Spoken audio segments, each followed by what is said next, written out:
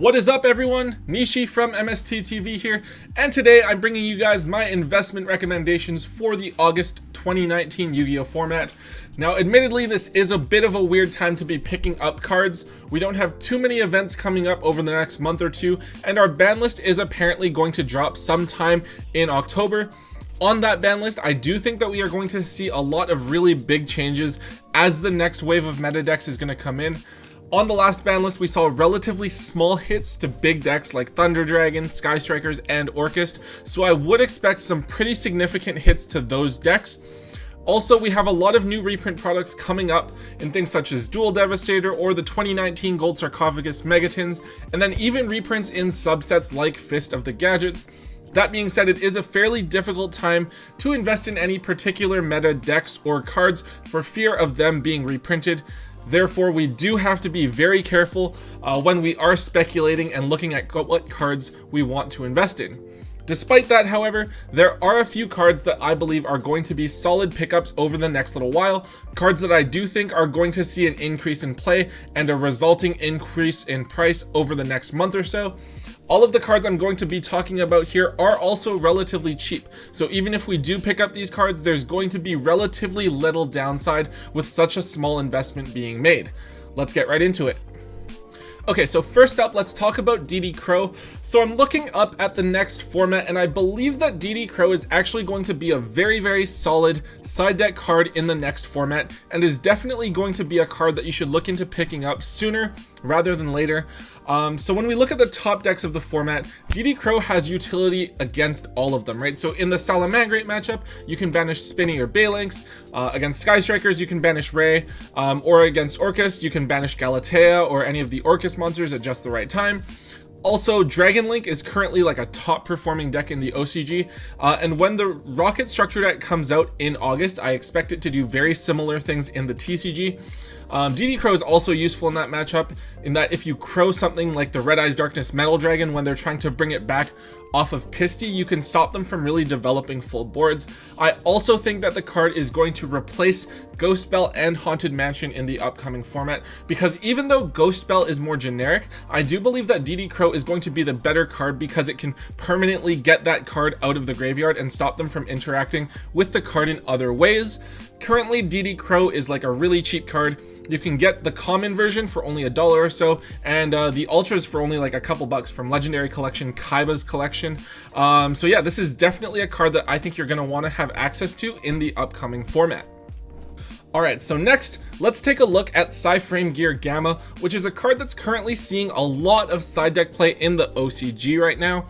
Gamma is arguably one of the most versatile hand traps in the game, in that it can stop any monster effect that activates regardless of what function that card is performing. So whereas Ghost Bell can only stop graveyard touching effects or Ash can only stop searches, Gamma can negate a wider variety of effects. Obviously, there is a trade-off here, right? So it's very strong if you are stuck going second, but obviously if you're going first, you can't use it if you control no monsters. So if you are playing a deck that requires putting monsters on the board immediately in order to set up, then Gamma can be a bit of a dead card. That's why I think it is seeing a lot of side deck play, because it's really shines in games where you are forced to go second. The other thing is that Gamma also provides a little bit of extra utility, in that if you use it during your turn, it puts bodies on the field that you can then use for synchro or link summoning plays. Currently, we're looking at around $4 to $5 for a super rare copy, but like a massive $14 for an ultra rare. I do think that the supers are really worth picking up now rather than later. If you are able to pick up a set for maybe like $10 to $12, I think that would be a safe pickup. There is a slight chance that the card is going to get reprinted in Dual Devastator, but out of that, I don't really see the card being reprinted anytime soon. I am expecting it to jump up a fair bit in price, maybe towards that $7 to $8 mark, the same way that Super Called by the Grave did, if we don't see that reprint confirmed in the near future, and if it continues to see as much play in the TCG as it has in the OCG. Okay, so this is another OCG trend, but this is something to do with the main deck rather than the side deck.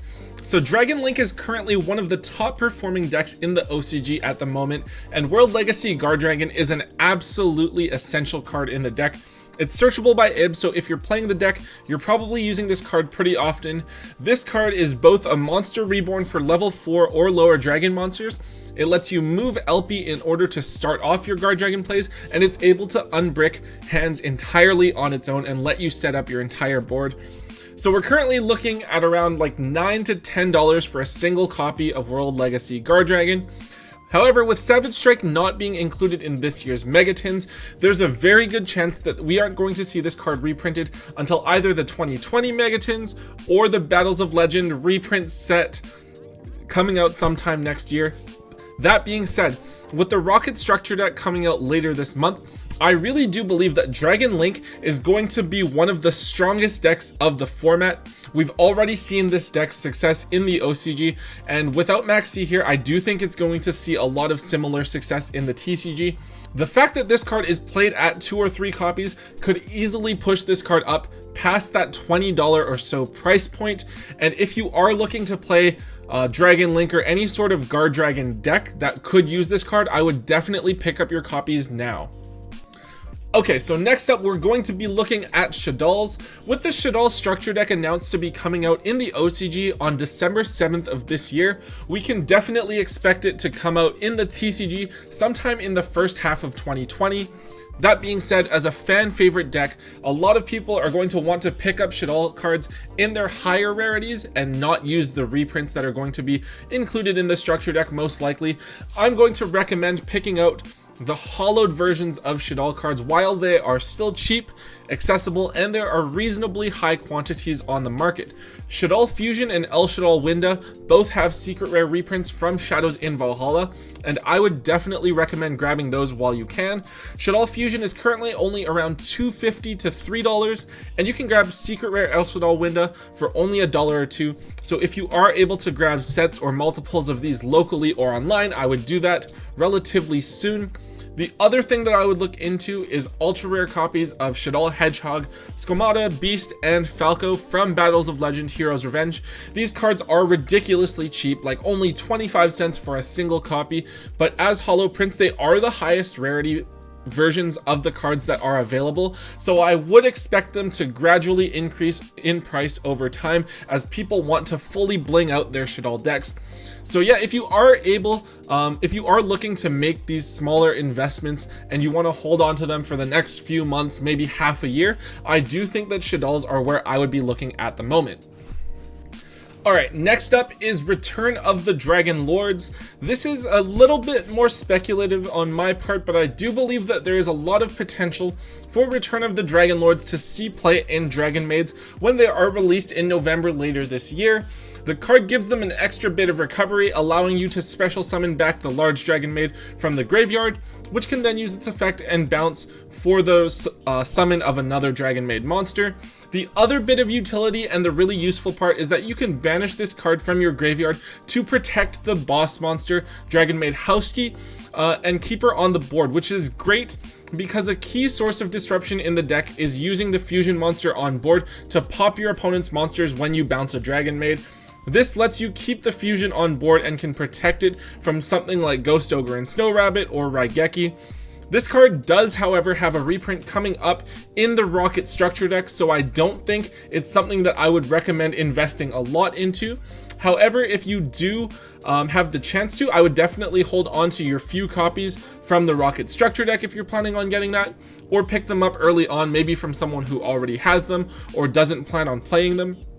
Alternatively, if you are able to pick up cheap copies of Return of the Dragon Lords in Super Rare or Secret Rare, I would definitely hold on to those at least for a little while. We're currently looking at around $7 to $10 for a copy of either of the holo versions, which is honestly a little bit more than I'd be comfortable paying in cash for them. However, if you are able to pick them up for around the $4 to $5 price point, or maybe throw in some trades for them, I do believe that these are cards that I would be very comfortable holding on to. Alright, and the last card we're going to talk about here is Crackdown. So Crackdown is, in my opinion, a card that is extremely underrated and undervalued at the moment. Crackdown is an extremely disruptive card because not only does it stop your opponent from using the monster, but you also get control of it.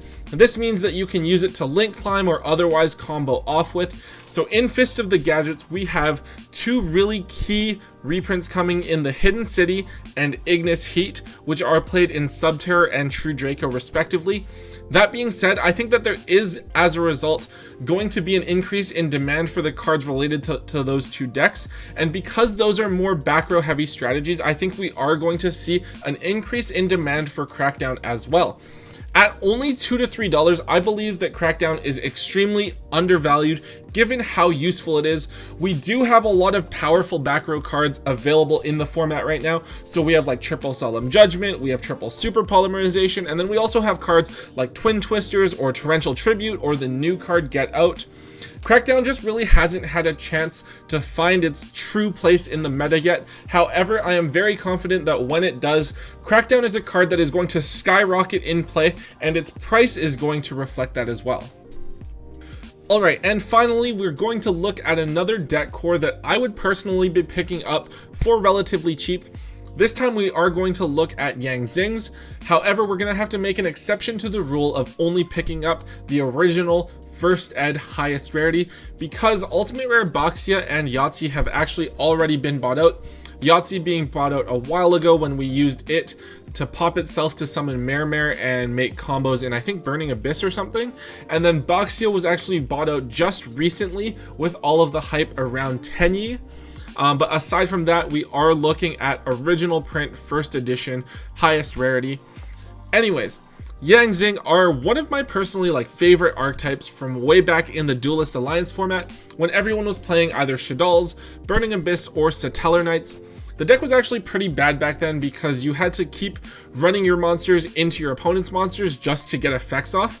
That being said, YangZing is an incredibly cheap deck core that can be picked up for less than $40 or so. I believe that if the deck were to get a new Link monster and then maybe one other main deck monster, or say a field spell, and it had a way to make some more proactive plays, then the deck could really take off. The deck does have its own main combo starter in Jiaotu, but it does need ways to flood the board a little bit more easily. So yeah, another reason that I want to talk about this archetype is because literally everything in the archetype only has one or two printings, the original and then a Megatin or a side set reprint. In the case that we are to see any good YangZing support announced to be coming out soon, then I do think that we could absolutely expect big price jumps for YangZing all over the place, given how limited printings there are of all the cards. So yeah, as far as deck cores go, I don't personally see YangZing going much cheaper in price. They're already at kind of that rock bottom in terms of price point. So I do think that it's a really cheap investment that you can make with very high return potential. Okay guys, so that's it for this video. There's not too much to talk about here right now. It's kind of an odd time in the Yu-Gi-Oh market. It feels like a weird time to pick up cards because there's so much that's going to happen in terms of reprints and a huge ban list coming up. But also I feel like a lot of people want to look for things to buy because we have things like Link Vrains Pack 3 or the Chidolls structure deck or even Fist of the Gadgets coming out very, very soon. So really be careful with what it is that you're investing in. If you're unsure, a general rule that I try to remember is that cash is king. As someone who does a lot of buying and selling with Yu-Gi-Oh cards, I personally would much rather have missed out on an opportunity than invest in the wrong thing and losing a substantial amount of value. I'd rather keep my assets in cash than in a card that's going to depreciate. Anyways guys, I hope you enjoyed this video. If you did, please be sure to leave me a thumbs up and be sure to comment down below on what cards you guys are going to be looking to pick up for the upcoming format or to hold into the release of product in the near future. I'm going to be having another video come out later this week detailing some of the more odd price spikes that may have flown under the radar and discuss what cards I think that you guys should be selling sooner rather than later. So yeah, if you guys want to see more from myself or from Tombox, please make sure that you hit that subscribe button. And as always, don't forget to hold on to your MST.TV.